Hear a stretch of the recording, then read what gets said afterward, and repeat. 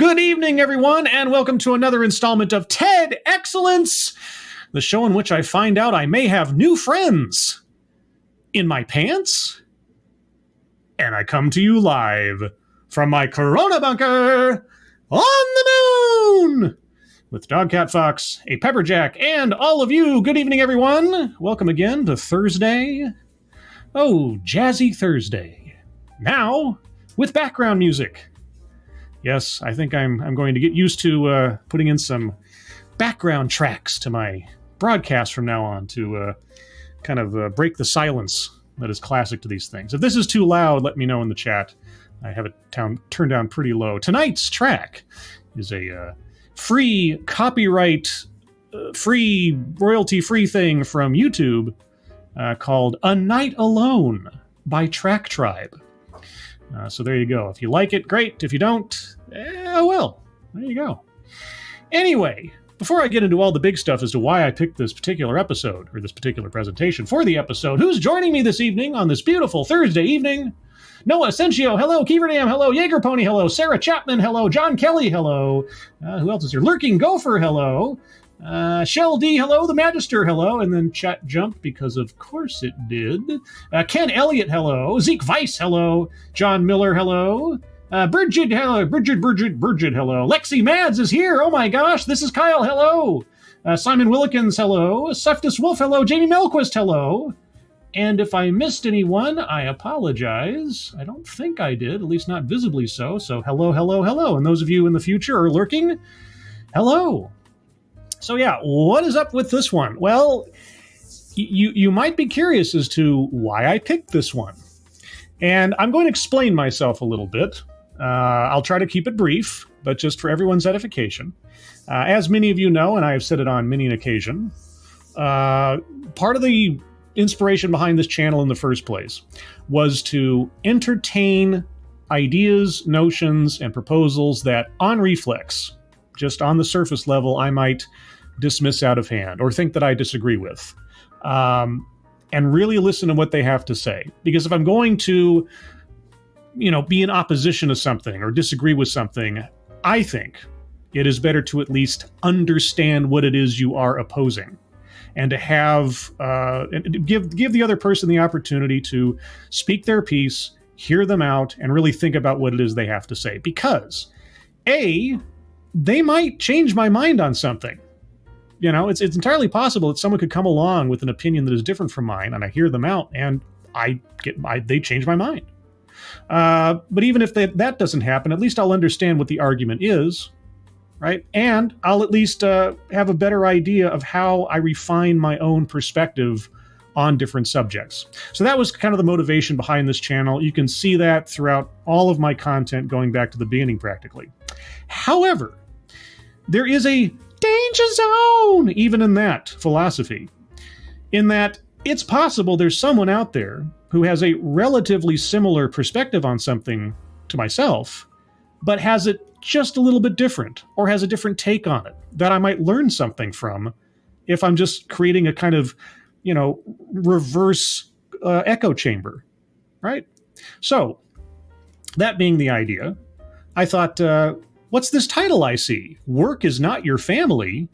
Well, that sounds a lot like what I've been talking about for several years now, and the erosion of professional distance, and the bring your whole self to work and authentic self to work, all, mindset. I won't go too far into it because hopefully we'll get into it with the show.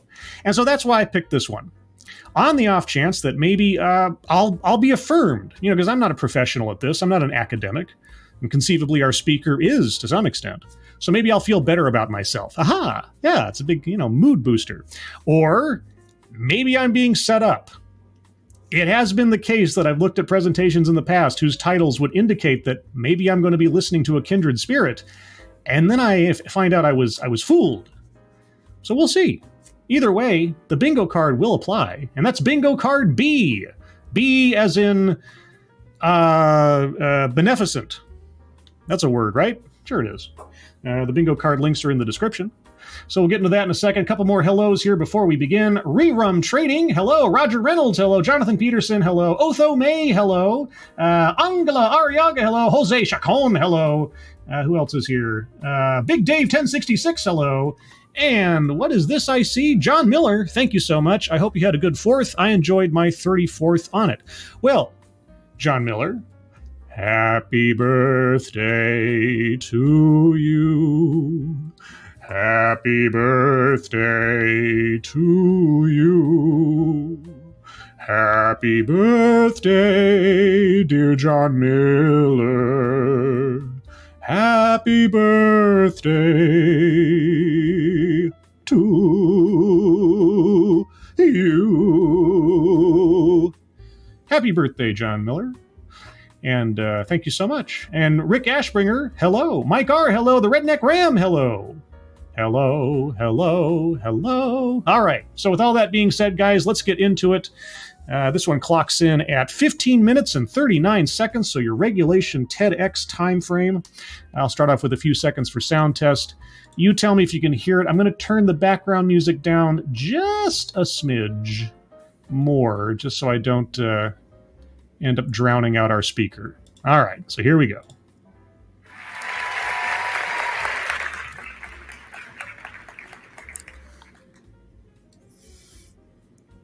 We're like family. Sure we are. I guess that's kind of the point, though. You guys hear that okay? Let me know in the chat real quick. Let's see. Decode, hello. Let's see. Sarah Chapman says, wait. What's this? A compliment? What? What is it? What? Your voice is so smooth. Oh gosh, you got me blushing. Thank you, Sarah. Redneck Ram with the, what does that say? #1 artistic dog cat fox. Oh, dog cat fox. Wowie, wow, wow. Oh, dog cat fox. Thank you, Redneck Ram. Appreciate it. All right, sounds good. I agree with her, says Lexi Mads. That was a bizarre key change at the end there, Scribe. Well, I am nothing if not bizarre, if that's what you're talking about. This is a phrase that's become quite popular in our places of work to try to make work feel a little less like this and a little bit more like this. Yes. It's a phrase that started in the last decade or two to try to elicit feelings of warmth and belonging and really that cool culture vibe. Yes. The laid back break rooms with the beanbag chairs and the beer on tap and those tight knit teams that got through everything together like a family. It's a phrase that started with positive intent and has had positive outcome. However, what's gone far less recognized and discussed is how calling work our family can actually be quite detrimental to our mental and emotional health without our knowing it. Ah, okay. Well, like I say, so far, she and I are on the same wavelength. Thank you, Kieverdam. I said I agree with her. LOL. Oh, I see. All right, then. I agree with her, too. I guess we'll see what happens. So let's see. What detriments? What can I guess here? Well, the one I always think of when I think of this family thing is if you think of, like, your workplace as your family and your coworkers as your family, what happens when one of them has to be fired or let go, right? Or on the alternate side, what if someone in the workplace takes that family thing a bit too seriously and starts getting within your comfort zone because they feel entitled to, because we're family, and not necessarily in a malicious way, but just in a, they feel like they've been given permission way, right? Those are the two that come to mind immediately, but let's see what our speaker has to say. Which is why I'm here today to offer the reminder that work is not your family, and to explore how this cool culture catchphrase often ends up breeding burnout instead. My name is Gloria Chan Packer. Hi, I am Gloria. a mental wellness educator and an experienced corporate leader. Okay. Well, those credentials usually cause me to have a little bit of caution in my voice, but in this case, it might be to our favor. Let's go to the bingo card real quick to remind ourselves what we're listening for. Anecdote that probably never happened. self-vilification or wretchedness, systemic institutional, weightless example, word salad, leaves out vital context, collectivizes own demographic, white supremacy, a list, and remember that's a formal list somewhere in the presentation, privilege, sales pitch for product or service, plays victim, attempt to coin new buzzword or buzz phrase. She's talked about cool culture or whatever, but I don't know if that's new. I don't think it is. Wage gap, patriarchy, feminism, mind reading assumes motives, diversity, equity, and inclusion, marginalize or marginalization, argumentative non sequitur, childhood or family anecdote, contradicts own point or argument, benevolent condescension, and microaggressions / unconscious bias. So keep your ears open for those. Even in a presentation where maybe I agree with the speaker, it's still a TEDx. And so those elements are still fair game. In 2018, I founded a company called Recalibrate to try to deliver workplace mental wellness services that were more modern, accessible, and science-backed. That sounds like sales pitch for product or service to me. Circle in that one. And free space just for the heck of it. Okay, so we're already off to the races. Since that time, I and my team have gotten to work with almost 20,000 employees all over the world. Now, the reason this topic, exploring how calling work our family can be problematic and breed burnout, the reason it's important to me is because I've personally lived it. Before we get into that, though, let's first baseline by understanding why calling work our family at its core can be problematic. A baseline, setting definitions. Oh, can I work for you? Oh, I would be so good at this job. Doing so psychologically infers a really big blur and betrayal in our boundaries. Yes. Work and family are different entities with different goals, expectations, and responsibilities, and therefore should be separated and boundaried. Yes. Preach, sister. For example, I'm not going to be in the shower one day and notice a really weird mole on my pregnant belly and roll into my boss's office like I would my mom and be like, hey, Can you get in here and look at this? This looks kind of weird. I'm freaked out. A few of us are giggling or laughing, but I'm sure a few of us too in our heads are like, oh, have I done something weird like that at work? Have I crossed a boundary before? Yes. This is, again, professional distance. I wonder if she'll bring up that phrase or something similar, because that really does explain it all to me. Boundaries are hard for a lot of us because many of us never learned boundaries. It's kind of a newer, buzzy phrase that not many of us really have learned or defined before. So let's start by defining what boundaries are and why they're so important to our mental health. Okay, well, first off, again, glad that she's going to be defining her words and definitions here, or providing definitions. We haven't heard of boundaries before. Maybe I'm just elderly or something, but, what was the old thing? Your inside voices? That's the first thing that comes to my mind when talking about like boundaries, social boundaries, your inside voices, right? Your personal space, that kind of thing. Is that so far out of fashion now that she says it's something we haven't heard much about before? Okay, I don't know what she means. Let's see. I like to think of boundaries as our ability to identify, communicate, and take action on our needs. Boundaries, ability to identify, communicate, and take action on our needs. Okay, I don't know, but let's see what she has to say. Being able to say, I need to eat. I need to rest. I need some space right now. Okay. All right. I guess that makes some sense. All right. Survivally speaking, boundaries are critical for us as humans to be able to say, I need something. Survivally speaking? Do you mean like survivability? Is survivally a word? Okay, my English major senses are tingling. I don't know if that's all right. To be able to find safety and resourcing. Yes. However, it can also be advantageous in certain situations to delay or deprioritize our needs too.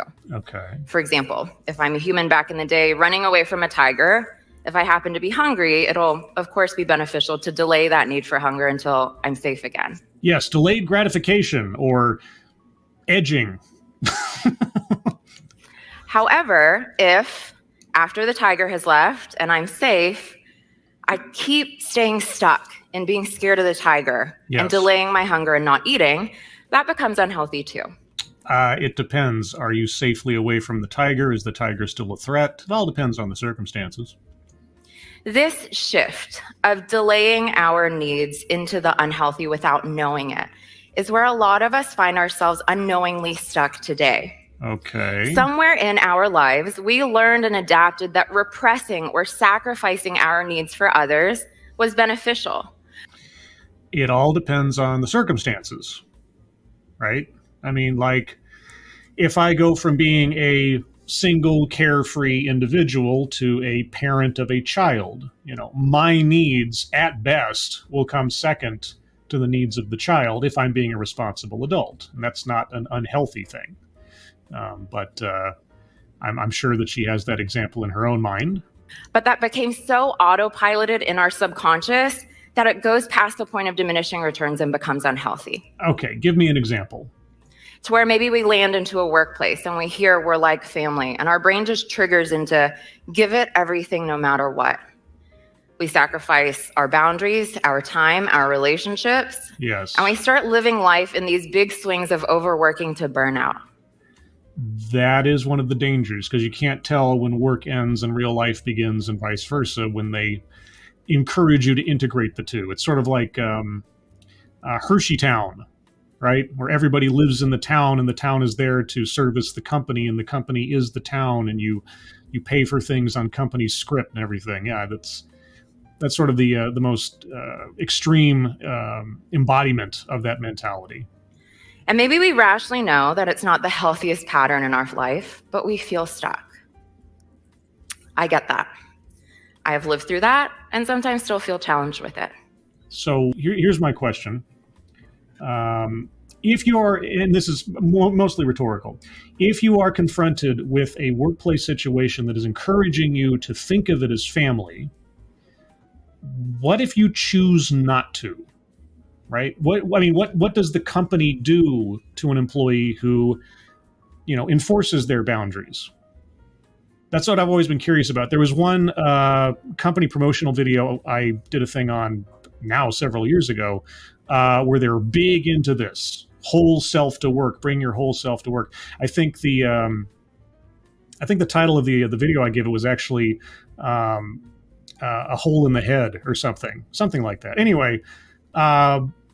And at the end of the video, the president or the CEO of the company comes on and he says that, if you're not on board with this way of thinking, then this is probably not the place you want to work.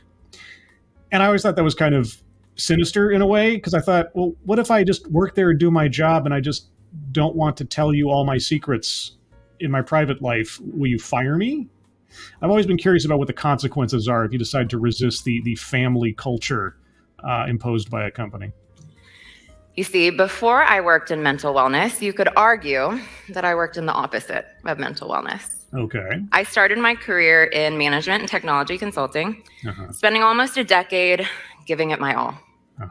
I did the 80 to 100-hour billing weeks, the 100-plus flights a year for years on end, the early promotion chase, and didn't scale back on other parts of my life either. Still volunteered, went to my SoulCycle classes, did brunch and late nights with my friends, until my completely overscoped life turned into burnout cycle after burnout cycle. In 2017, my brain and body hit a wall. I hope you mean figuratively. I don't wish for any, concussive damage to you. I started struggling with debilitating chronic migraines that for me meant that after months of no change and no medication or treatment working, I knew I had to take at least a leave from work. And that was devastating for me because work had really become my everything. Yes. There is a memory that haunts me from that time. It was the night before I was about to go on leave. And I was just grabbing dinner with a friend and my husband. Okay, let's see. Family anecdote, because she's with her husband. So circling childhood or family anecdote. And I said to my friend, yes, work is my entire worth and my identity. I don't know what I'm going to do without it. And my husband's body language and face dropped in a way that I had never seen it. Wait. Your husband had not realized this about you and your mentality to this point? Were you just hiding it the whole time, or was he just blind to it? Because I would think that at that stage of the game, it'd be pretty obvious. But okay. And after my friend left, I remember him saying to me, Yeah. I can't believe that you think that work is your only worth when I see so much more, and I can't believe you can't see that either. Oh, what a good husband. Do we believe this anecdote? Now, see, I know, maybe it's just my cynical brain, but like I just said, the idea that you've been married to someone. Now, granted, I don't know how long they knew each other before they got married. At this point in the story, I don't know how long they've been married. But I would think that if you spent enough time around someone to the point where you want to be betrothed to them and then go through the whole routine of being married to them, that you would have some idea of their personality when it comes to their work-life balance and have already recognized this as a problem. Especially if you've seen your spouse getting major migraines and flying all over the place and on and on and on. So either she was really good at hiding it, which I guess is possible, or this doesn't make any sense. So you guys think on that. I'm not going to circle it quite yet, but as we proceed and as we hear more of it, consider whether or not that is an anecdote that actually happened. It's a poignant memory for me because I remember it feeling so true. And now I know it's not. But it was a really rough period. It's such an important one in my life because it gave me the opportunity to do my own mental health work and understand where these burnout behaviors had come from for me. So that now I could grow into being able to discern when those behaviors are healthy or unhealthy. Okay, now I'm getting lost here. She's not talking about being in a family workplace situation, right? She's just talking about overall work burnout. No, I take it back. If she's conflating her personal life and her work life as one thing, okay, maybe that makes more sense. Okay, so she's seen the dangers of having your work become your life. Okay, I can take that. For me, where those behaviors started and were adapted is that I grew up learning that I needed to be perfect and to people please and be the best at everything. So that I could get myself out of a situation that I felt like I otherwise wouldn't be able to make it through. Okay, now with that piece of information, I could kind of believe that her husband was kept in the dark on what's going on in her own mind. I have known people in my own life that feel as though they have to sacrifice their own sense of comfort and disclosure in order to make everyone else around them feel better or feel comfortable. So if she was or is one of those kinds of people, I can believe it. So in that case, anecdote that probably never happened, I'm not going to circle, at least not yet.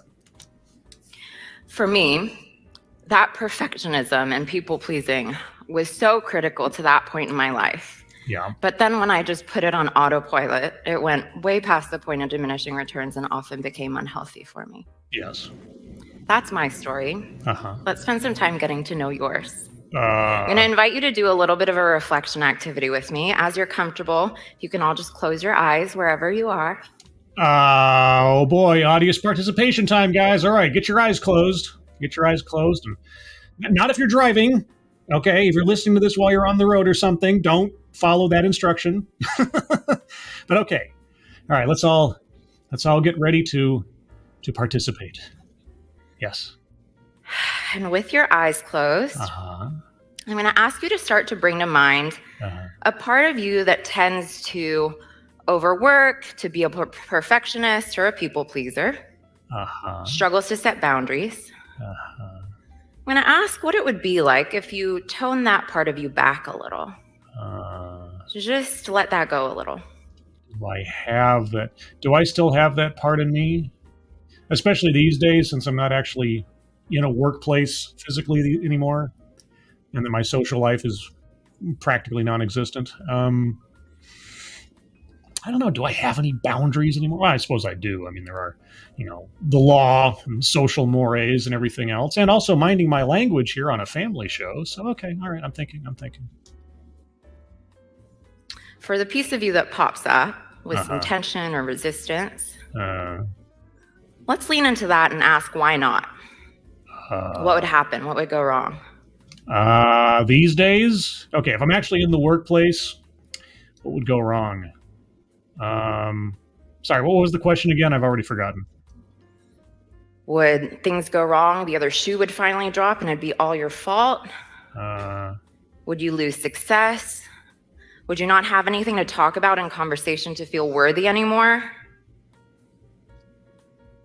Then let's practice some curiosity around where you might have first adapted or learned this, when it might have helped or protected you in life. Wait, which? The having boundaries? Or not having I've honestly forgotten. I've lost the plot here. What was the original question? I'm going to back up a little bit. We're at 8:13. Okay, let me back up a little. Set boundaries. And with your eyes closed, Yes. I'm going to ask you to start to bring to mind a part of you that tends to overwork, to be a perfectionist or a people pleaser. Okay, overwork, perfectionist, people pleaser. Okay, that's the part of me that I'm trying to overcome. All right, well, am I a perfectionist? I mean, I'm a completionist when I'm playing things like Grand Theft Auto San Andreas or something, but perfectionist. I think I have a relatively healthy balance of where don't let perfect be the enemy of good, that kind of thing, or acceptable. So I think I'm okay there. People pleaser. Well, I have effectively become an entertainer over the last several years, so I suppose I'm kind of a people pleaser in that way. I try to keep people's attention, at least my own. So can I overcome that? I don't know. Gosh. And then make people feel good. That's a whole other category. Anyway, let's continue. Learn early on you had to be perfect to avoid shame or discipline. Okay. When I was young, very young, there was a conflict in my household where my father was a very exacting individual. And he would give me an instruction, and I was a little kid, and if I screwed up, he would react as though I was the dumbest thing on the planet. And that did impart on me a kind of complex to double check myself, measure twice, cut once. But to an unhealthy degree, it also made me very overly cautious and overly analytical of myself to the point of detriment, right? I mean, there's nothing wrong with, double checking yourself before you make a decision, but there comes a stage at which overdoing it causes you to basically do nothing, right? Because you're too scared to make a move on the off chance you might screw up. And that has been an issue for me throughout my entire life, is that I double check myself, I doubt myself, and consequently, going to the extreme, I have a very hard time giving myself any credit for things. So yes, there is an unhealthy version of that. I've been working on it over the years. It's not gone completely. Or when you were young, did you learn you had to be overly self-reliant? You had to take care of everything and everyone because your caretaker couldn't? Not because my caretaker couldn't, but because I just felt an overblown sense of responsibility in general. Thankfully, my family was not, what's the word I'm looking for? It was whole. My parents have been married the whole time. We were never without a home. I was never without a two-parent system, that kind of thing. There wasn't any kind of abuse in my family, nothing like that. So I've been very fortunate in that regard. But at the same time, I think it was just the example of my father instilling me a sense of self-doubt, that I was double-checking on everything. But also, as an example, my father also showed me what it meant to be a responsible individual. So that kind of, and I was the older brother, that kind of led to it too. Yeah, okay. Or maybe later in life, in college, did you learn it was worth sacrificing whatever you needed to get that win or accolade? No, actually in college, I learned that I was the president of the bondage club. Well, I didn't learn. I mean, I became that, but that deals with a whole different kind of set of boundaries, but we won't get into that. Maybe to make up for not feeling accepted earlier in life. See what it would be to speak to that part of yourself and say, Thank you so much for making this adaptation. Mm-hmm. You helped me through such an important time. Yeah. But right now, I don't need you to be on the clock all the time anymore. Okay. Well, this turned into a kind of a weird session. Self-therapy, etc.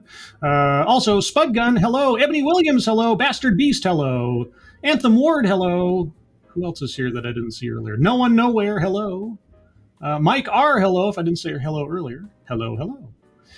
All right, so we went from a presentation that sounded like on the same wavelength as me, and then into personal anecdote territory, and now into group therapy territory. I'll be honest, didn't expect this. I have a beautiful life that I've built with safety and stability. And I have people in my life that love me for who I am and not what I do. Are you saying that to yourself, or are you telling us that's what we should be saying to ourselves? Because I don't know if that's necessarily true for everyone. You can take a breather, so thanks. I can too. Okay, thank you. That's great. As you're ready, Uh-huh. just gently opening your eyes back up and coming back into the room with me. It sounds like somebody talking people out of a hypnosis session. It's like, when I snap my fingers, you will awake, you'll be calm, you'll feel light and happy, and everything will be well. Welcome back. Yeah. So part of that reflection activity is an example of what we would technically call identifying our cognitive schemas. Uh-huh. Our cognitive schemas are essentially how our brain forms all of our subconscious behaviors, patterns, thoughts, and emotions. Okay, well, it's close enough for horseshoes and hand grenades. Unconscious bias, circling that one. I'm also going to circle mind reading assumes motives in her weird sort of group analysis thing just a second ago there. So I'm going to circle that one. So far I have circled sales pitch for product or service, free space, mind reading assumes motives, childhood or family anecdote, and microaggressions, unconscious bias. Just going to go for that.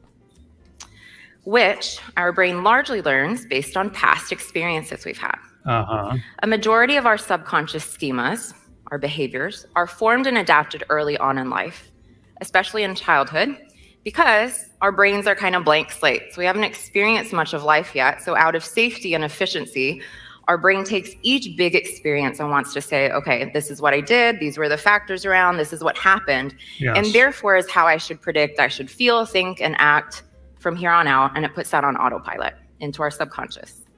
This can be very beneficial when it does keep us safe and efficient. However, it can also become very outdated and unhealthy for us too.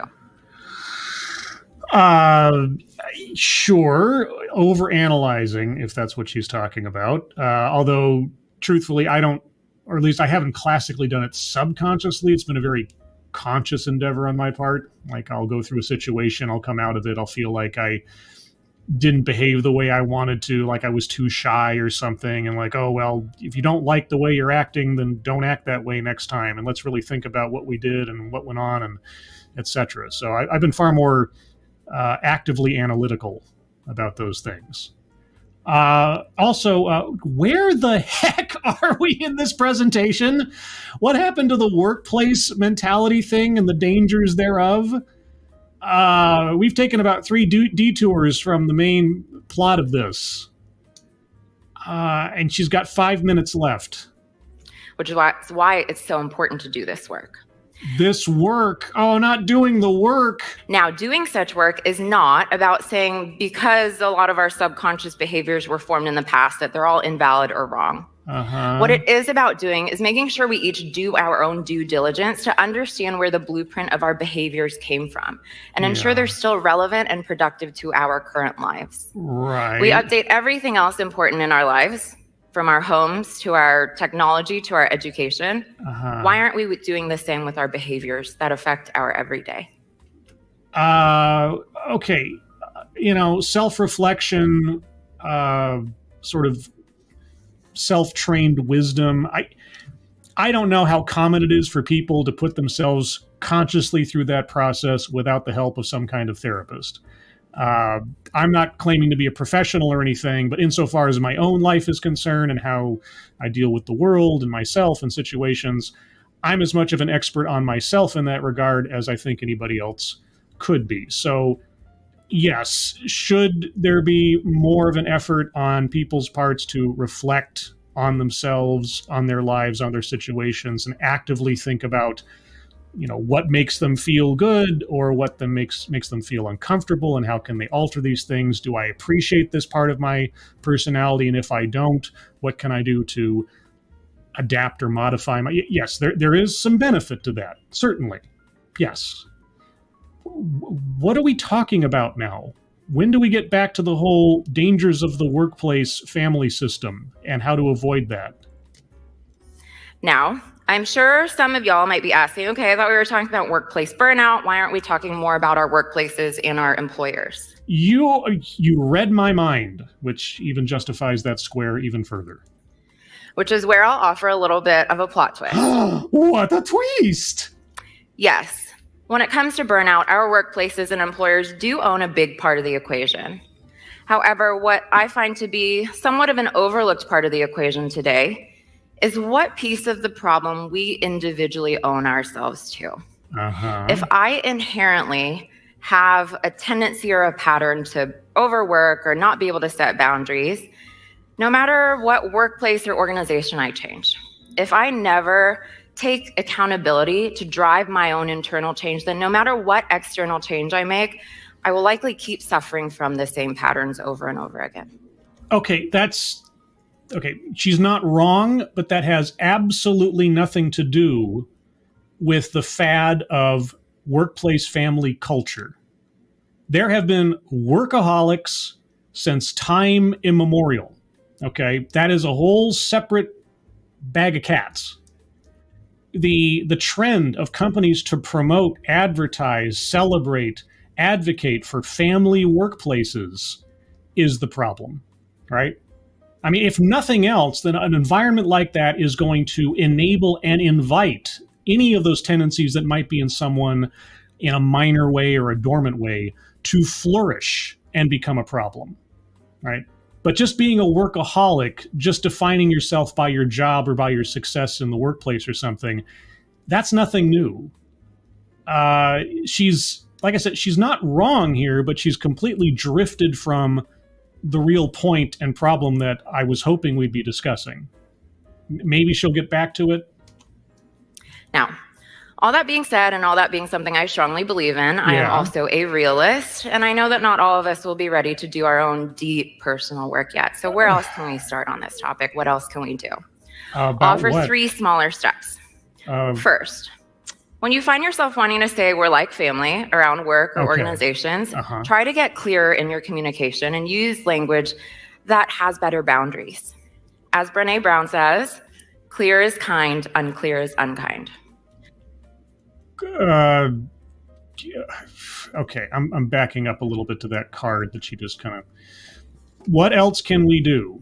1, get clear in your communication. Clear ask and expectation. Quote, we need the deliverable a week sooner. How can we achieve that? Unquote. Clear intention and boundaries. Quote, it's a priority for our teams to feel trust and connection. Unquote. Quote, we're like a professional sports team. Unquote. You see, I was hoping or thinking that she would be offering advice to companies as to, here are the pitfalls of promoting a family-like atmosphere, right? Here's why it is healthy to keep the boundary between work and real life.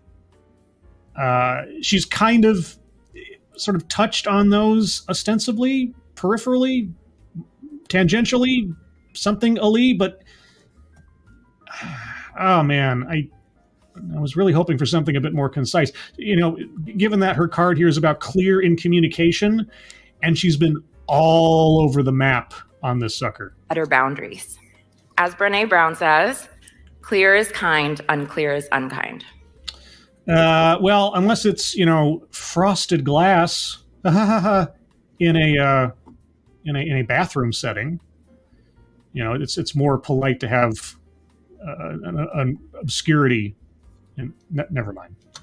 So if you find yourself wanting to say we're like family, but you're really kind of asking for a favor, clarify that. Say, hey, we actually need this deliverable a week sooner. What can we do to achieve that? Okay, no, we're not talking about interpersonal communication. We're talking about the imposed family cultures that corporations, many corporations, are pushing now upon their employees with, again, bring your whole self to work, bring your authentic self to work. Here are all of our employee resource groups to cater to every possible aspect of your personal life and personal makeup. That is what I was hoping she'd be addressing here. Now she's just talking about regular interpersonal boundaries in the workplace and not the fad and not this tendency that is so popular. She talked about the top, right? The cool culture. And now we're reducing it down to the individual workers that regardless of what kind of office place you're working in. Okay. Or if you're just trying to communicate a value about your organization, again, clarify the language and use boundaries. Say, it's a priority for our teams to feel trust and connection. Or, as my friend Trey, the CEO of Chronologic, says to his team, he says, we're not like a family. We're like a professional sports team. Yeah, and when anybody thinks about professional sports teams who themselves aren't necessarily on a professional sports team, what do you think of? You think of all those Hollywood locker room speeches where you've got the coach giving everybody the pep talk and everybody working together and, being friends on and off the field. I don't think professional sports team necessarily moves the needle all that far from the problem area, but maybe that's just me. It still infers that same warmth and camaraderie, but within the boundaries of a workplace. Really? A professional sports team, the boundaries of a workplace? Okay, maybe this is just my non-sportsman-like nerd self-thinking, but I don't know if a professional sports team is the right metaphor. If that's the message you're trying to get across, I don't know if that's the right metaphor. Let me know in the chat and comments if you think I'm off base on that as we wrap this up. But yeah. Now, when it comes to this topic, it's not to say that you can't have deep, meaningful relationships from work. Yeah. But it is to point out that we need to practice healthy boundaries so that we can sustain healthy workplaces and relationships. Yes. The second tip I'll offer is to actually do the work to learn and model healthy boundaries for one another. If you are a people pleaser who tends to overscope and overcommit, try buying some time before you respond and commit. Say, hey, I need to evaluate this against my other priorities. Can I get back to you by the end of the day? Again, interpersonal, individual advice on how to set boundaries and work healthy in any work environment. That's great. That's not what I thought we were going to be talking about here. Why don't you address the inherent issues with the workplace as family culture in the 30,000 foot scale?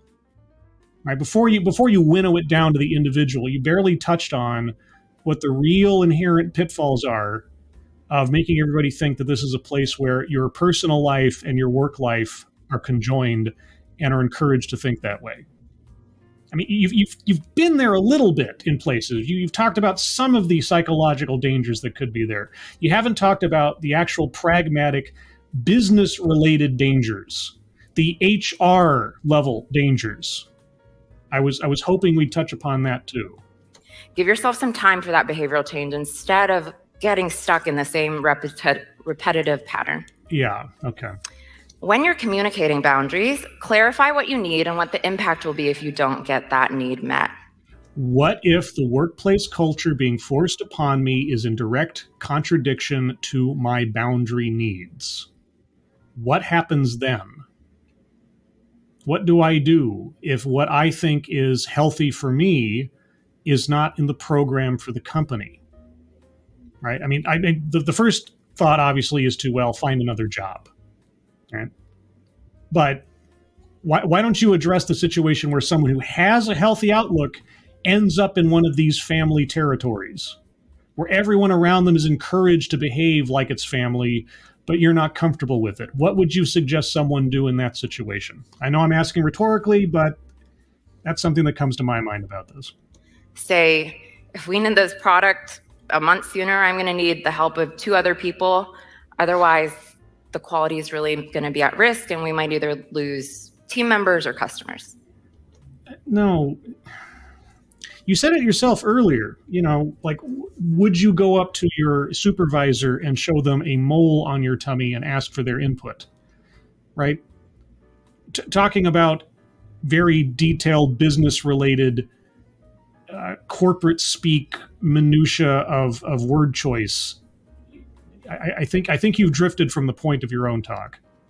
Remember that when you're communicating boundaries, it's not a me versus you fight, but it's what we need to do to collectively come together to resource ourselves to sustain our organizations, workplaces, and relationships. Last tip I will offer is to see if you can find one way to empower mental health for yourself or others this year. Okay. I will recognize that just when it comes to talking about mental, emotional health, our behaviors in our past, that can feel tender, personal, but it can especially feel a little scary or stigmatized when we are talking about working with experts like psychologists or psychotherapists. I'll close here by offering a reframe in that thinking, a reframe in that stigma. Okay. When it comes to any other important part of our lives, we seek out experts. When it comes to our physical health, we seek out doctors. Yes. Well, I seek out experts every week here on TED Excellence, at least ostensibly experts in what they're talking about, because I don't claim to know everything. So what should I do about my mental health and emotional health situations at work? Also, Keeverdam rightly points out, it's a list. Yes, that is a formal list. You are correct. In my fervor of listening and analysis, I completely let that get by me. Thank you, Keeverdam. A list has been circled. I have a feeling that my personal gratification on this presentation is not only going to be delayed, it's going to be non-existent.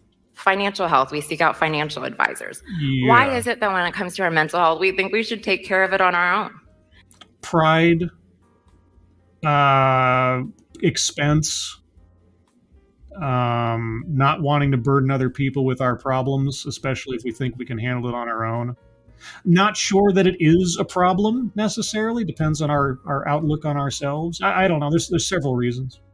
We would never look at a friend who's having a heart attack and be like, yo, you should really take care of that yourself. Otherwise, you're kind of weak. You should not need to go to the hospital. Have you ever watched TikTok before? Why is it that we think we can grow or develop our mental health when most of us don't have the tools or education to do so? Health insurance or lack thereof. So today, whether it is your propensity to burn out, your struggle with setting boundaries, or something different, I hope you can feel a little bit more free and empowered to start building more meaning and sustainability into your life. What? Thank you for your time. Okay. Yeah, she started out strong, as you heard me sort of express myself on, but she went all over the place and didn't come back to the point. Being a workaholic, some people, they thrive on that. Some people, it's unhealthy. Becoming obsessed, everything in moderation, right? Too much birthday cake, etc. What I was hoping that she'd spend more time on, and she obviously didn't, is describing the real dangers to a business. Just to be pragmatic and cold equations about it for a second. The dangers to a business in promoting a family atmosphere, right? There are so many opportunities for, you want to talk about boundary issues, okay? HR problems, personal space, invading someone's personal space. What was it? I was in a situation once where I was in a workplace, and there was a very family atmosphere being promoted, right? And I had a coworker who, a very nice person, nothing wrong with them. It's that they had some very specific personal space boundaries. They did not like to be touched by people they did not know, or physically, encountering people without a lot of prior familiarity and that kind of thing. And this workplace promoted this very, family atmosphere. And this coworker of mine, who I knew well, she ended up being hugged by people because everybody else was hugging each other in a particular situation, and someone just came up and started hugging her, just like, "Oh, it's so nice to see you." And I saw her body freeze. She went into like this fear fugue. You could see it, and the person hugging her had no awareness. Had just did not seem to grok that this was not appropriate for this person, and they did it anyway, and they kept doing it. And this coworker of mine had no idea what to do because she was in an environment where everybody was very touchy-feely, and she was decidedly not. And so what did she do? She didn't want to rock the boat, and so, as the joke goes, she just let it happen, and she hated it. And it was shortly thereafter that she quit. Not because she wasn't good at her job, not because the company wasn't compensating her or did anything wrong, but because it was an environment that was created that was decidedly not healthy for her, even though everyone was promoting it as something that was all nice and friendly and everything else.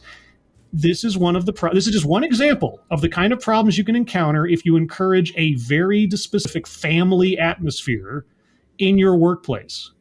This is why professional distance is so important, both for the sanity of your employees to separate when real life begins and work life ends, and as well to avoid problems, harassment problems, right? Burnout problems, like she mentioned.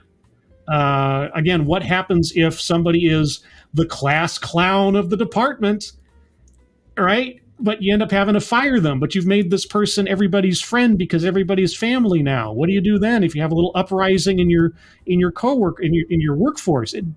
These are things that I would have thought she would have addressed as just like the lowest hanging fruit in the dangers of the family workplace culture, but she didn't even touch those things.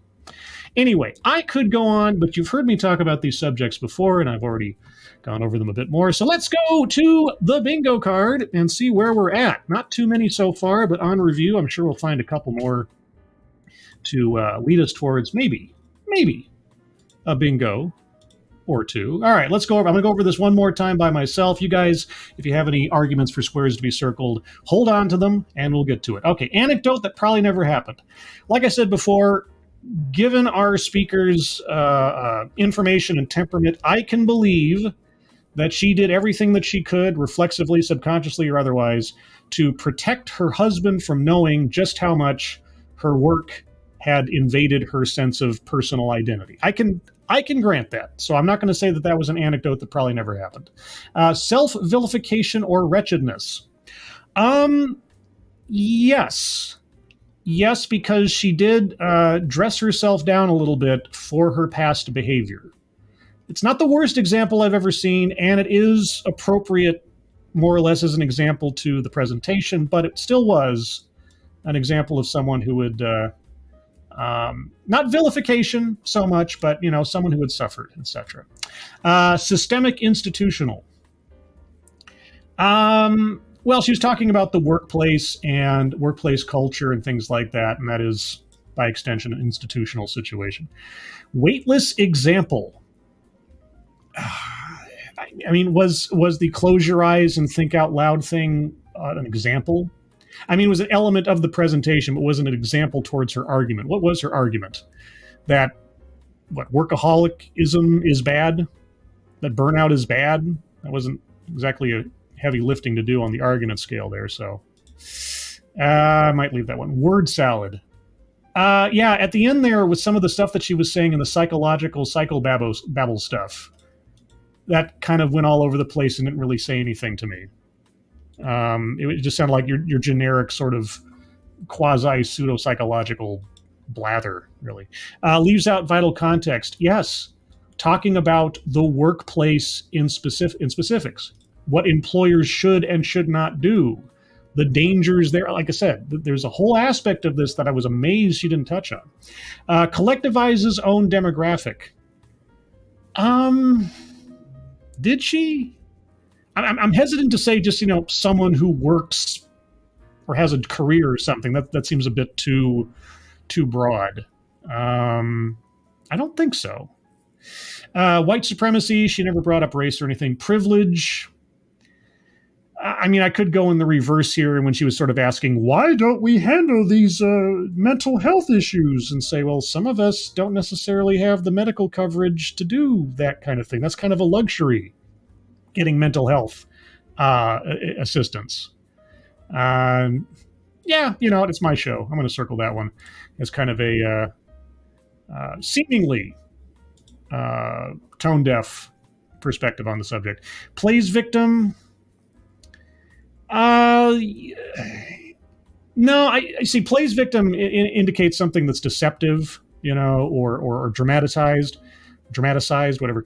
And she was talking from an aspect of being a workaholic, being a perfectionist. That is an understandable thing that a lot of people do, and they are legitimately victimized by themselves. So she wasn't playing a victim there, I don't think. Attempt to coin new buzzword, buzz phrase. No, she mentioned cool culture, but that's, even then she was referencing something else in quotation marks. There was nothing like something I like to call. So, wage gap. No, that didn't bring up patriarchy. No, feminism. No, she didn't bring up the battle of the sexes at all. Diversity, equity, and inclusion. There's an inherent notion of inclusion in the whole family-oriented workplace philosophy. That's kind of the point. So I've circled inclusion, belonging, that kind of thing.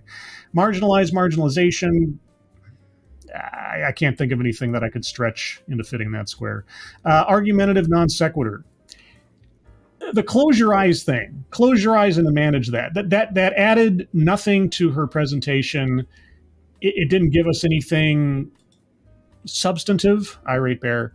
So yeah, I'm going to circle that one. And let's see. Contradicts own point or argument. What was her argument? Burnout is bad. Merging work life and personal life is bad. I don't think she ever contradicted that. She wove in and out of the specificity of the subject matter. I don't think she ever contradicted that, though. And benevolent condescension.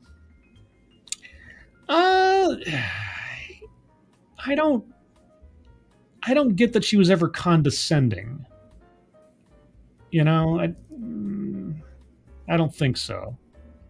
But maybe you guys can convince me otherwise. Anyway, that's the card as I have it. Boy, I just hair's breadth away from a bingo or two, depending on how this thing goes. So you guys, if you have arguments for squares to be circled, please put them in the chat now.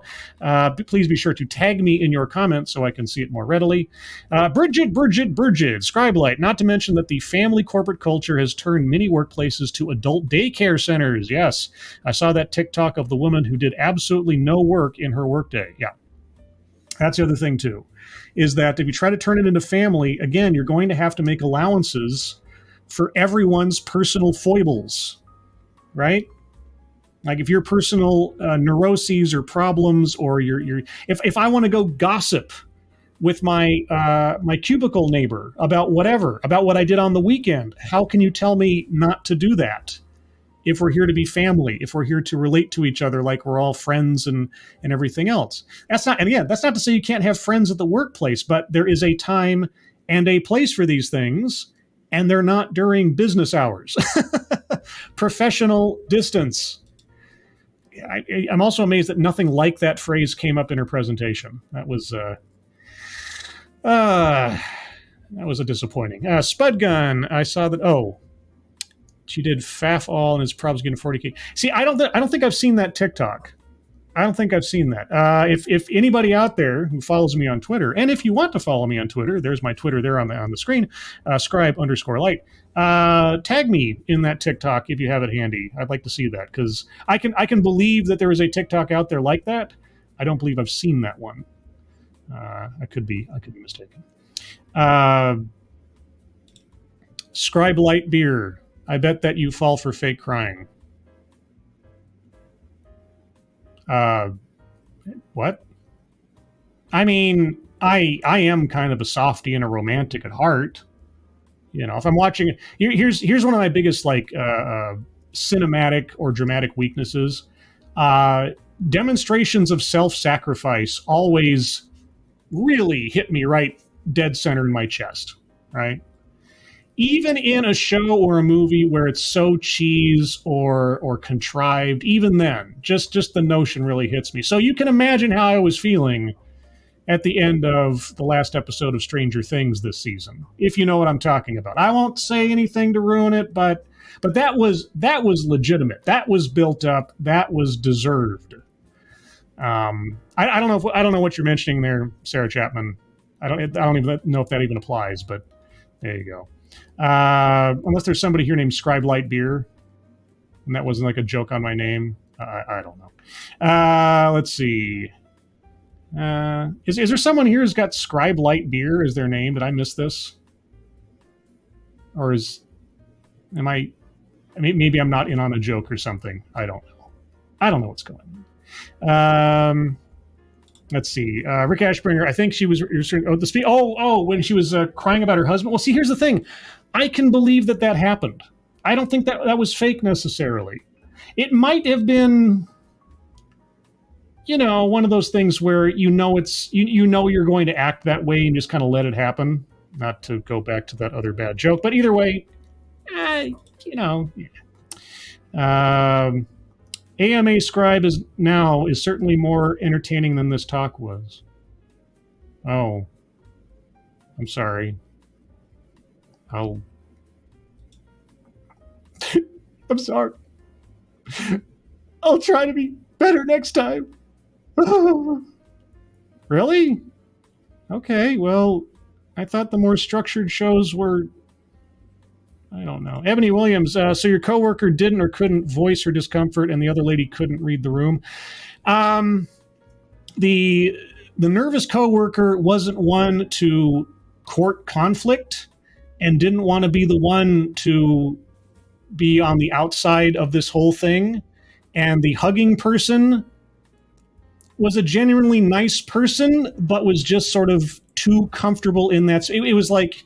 it was like the unstoppable, the immovable object meeting the unstoppable force, right? Two completely opposite mentalities in two completely otherwise nice people that just didn't gel. But unfortunately, the nervous coworker was in the minority in this office space that was being pushed with this family thing. So, yeah, she would have rather have extricated herself completely than to start arguing against the majority opinion. Let's put it that way. It was a very bad situation. There was no reason for it to have happened that way, but that's the way that it happened.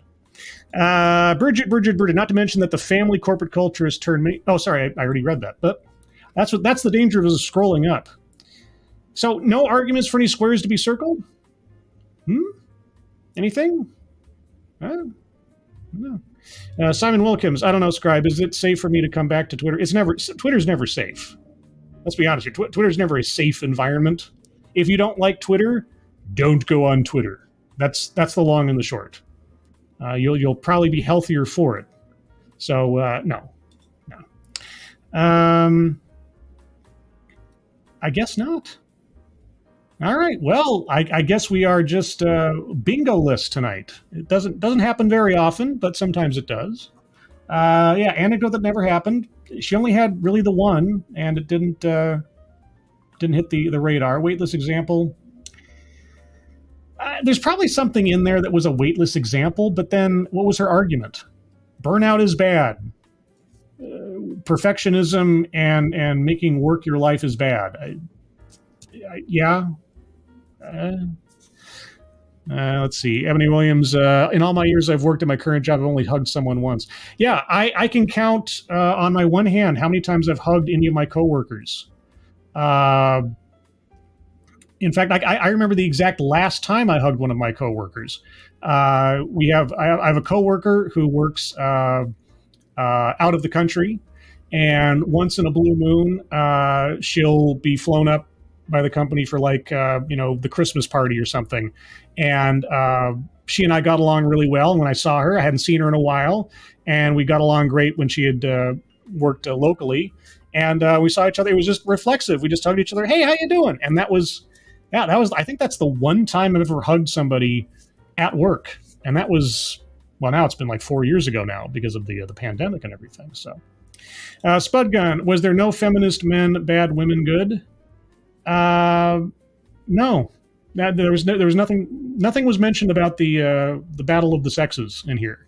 She talked about her husband, but it was, nothing. Otherwise, yeah. No, it was a very, very empty presentation. Let's see. Cannibalistic Wizard, did you circle lacks context for the one like 3 weeks ago? Okay, so some running jokes have tripped and fallen on their faces so far, and yeah. Anyway, everyone, I think I'm going to call it there because, yeah, like I said, I'm disappointed. In some contexts, or some senses, I should say, she and I are on the same page. Those first couple of minutes of the presentation, I was like, yes, I am right there with you. Let's go. And then she veered off into personal psychobabble territory. And it did nothing for no one at any time, I think. And so as a consequence of that, not the worst TEDx I've ever watched, but about as coherent in keeping on subject and making a good point as a lot of TEDx's we've watched. So with that, everyone, I'm going to call it here. First up, before I forget, please take a look at the top of the chat box to the GoFundMes provided to us by Keeverdam. Thank you, Keeverdam, for Shady Grin, Angry Illinoisian, and his kitten. They, their loved ones, and their families. I guess their families would be their loved ones, unless they hate their families. But anyway, they, their families, and their friends could certainly use your help. If you have a couple of extra bucks to spare, please take a look at that. And thank you, Mike R. Would starting a hashtag one night Lawton revival be a pointless endeavor? Pointless? No. I mean, I'm not against the idea, but you just have to see if Monkey and Satsu want to get together some night. We could probably throw something together pretty quick. We've had some practice at it. But Monkey is just like Mr. Daily Streaming Beast now, so I don't know if he has any time in his schedule for such a thing. But I'd be fine with it. Make it an event. I think we should, since it's upcoming, I think we should get together for Aaliyah's birthday again in August, or roundabouts on that day. So if I were to suggest a day that we could do that, I think we should do that because that was one of the most epic moments in Lords of the Night history. In having Squishy's water breaking on the air. That whole endeavor, the 13-hour some odd live stream that Monkey held up. I think that should be a yearly thing. If we're not already doing it every year, we should be doing that every year. That's my thought. So if you want to pitch that to Satsu and Monkey, I will too. But if that's the through line you want to push, I'd be all for it. But either way, everyone, thank you so much for joining me. I hope you enjoyed yourself. I hope you learned something or had your thoughts previously enhanced or otherwise improved. Yes. If you'd like to hear more from me, you can find me here again Sunday morning at 8 a.m. Pacific, 11 a.m. Eastern for the Sunday stream, where hopefully, unlike last week, something interesting will jump out in front of me and something may have. I have an idea. But we'll see what happens by the time we get to Sunday. And the stream on Sunday, because Sunday is the day to stream on Sunday, where I'll talk about a thing. Don't know what it is yet. And let's see. I want to do a shout out. So this is a channel that's not exactly obscure, but I just kind of came across it recently. It's called Nexpo, Nexpo, or Nightmare Expo, I guess is the formal title. If you like weird internet mysteries and like creepy stuff and like disturbing online videos and Reddit threads and things, I got hooked on some of that stuff in the last week or so, and I really like the channel. So go take a look if you would. And there you go. Otherwise, everyone, again, thank you for joining me. Moderators, thank you for keeping an eye on things. Even though everyone here is so well behaved, you have very, very little to do. Everybody who donated either to myself or the GoFundMes at the top of the chat box, thank you so much for your generosity. I really do appreciate it. Have a good rest of your Thursday, everybody. Have a good rest of your week. Have a good weekend oncoming. I hope you are all safe and well. If you are not well, Please get well soon, and I will see you on the next one. Take care. Bye-bye.